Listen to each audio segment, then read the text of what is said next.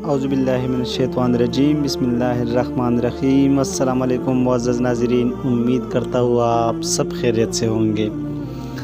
معزز ناظرین، آج ایک بار پھر حاضر ہوئی ایک نئی ویڈیو کے ساتھ۔ اگر آپ میرے چینل پر نئے ہیں تو برائے کرم چینل کو سبسکرائب کریں، ویڈیو کو لائک کریں اور آگے شیئر کریں تاکہ دوسروں تک پہنچ سکیں۔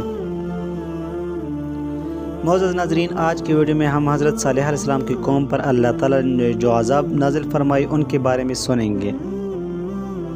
حضرت ہود علیہ السلام کی امت جو عاد کہلاتی تھی وہ اللہ تعالیٰ کے عذاب سے ہلاک ہو گئی اور اس میں باقی بچے ہوئے لوگ پھر آباد ہوئے۔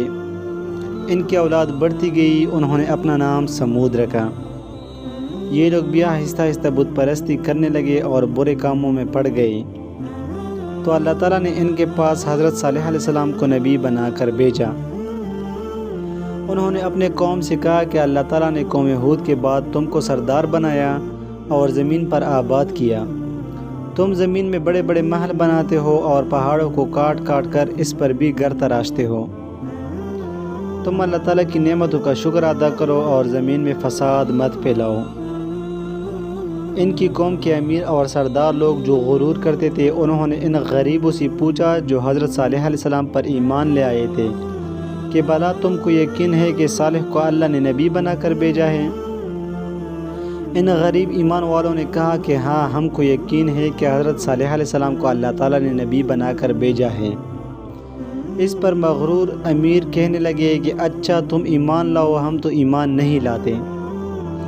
ان امیر لوگوں کو یہ تعجب ہوا کہ اگر اللہ پاک کسی کو نبی بنا کر بھیجتے تو ہم امیروں میں سے کسی کو نبی بناتے۔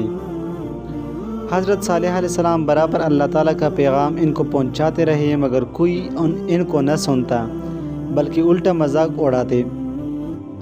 بلکہ آخر میں ان لوگوں نے فیصلہ کر لیا کہ حضرت صالح علیہ السلام سے کہا جائے کہ اگر آپ سچ نبی ہیں تو ان پہاڑ میں سے اونٹنی کو پیدا کر دیں، ہم آپ پر ایمان لائیں گے اور جانیں گے کہ آپ سچی نبی ہیں۔ حضرت صالح علیہ السلام نے اللہ تعالیٰ سے دعا کی، اللہ تعالیٰ تو سب کچھ کر سکتے ہیں۔ اللہ تعالیٰ نے حضرت صالح علیہ السلام کی دعا قبول کی اور ایک پہاڑی سے اونٹنی کو پیدا کر دیا۔ لیکن ان کی قوم یہ سچائی دیکھنے کے بعد پھر بھی ایمان نہ لائی۔ یہ اللہ کی اونٹنی ایسی تھی کہ جس چشمے سے پانی پیتی تھی سب پانی ختم کر دیتی تھی۔ اب تو ان کی قوم کے لوگ اور بھی پریشان ہوئے۔ حضرت صالح علیہ السلام نے اپنے قوم سے کہا کہ دیکھو، اس اونٹنی کے لیے باری مقرر کر لو۔ ایک روز تمہارے جانور چشمے سے پانی پئیں گے، ایک روز یہ اونٹنی پئیں گے، لیکن دیکھو اس کو بری نیت سے ہاتھ نہ لگانا، یعنی اس کو تکلیف نہ پہنچانا، ورنہ تمہارے حق میں اچھا نہ ہوگا۔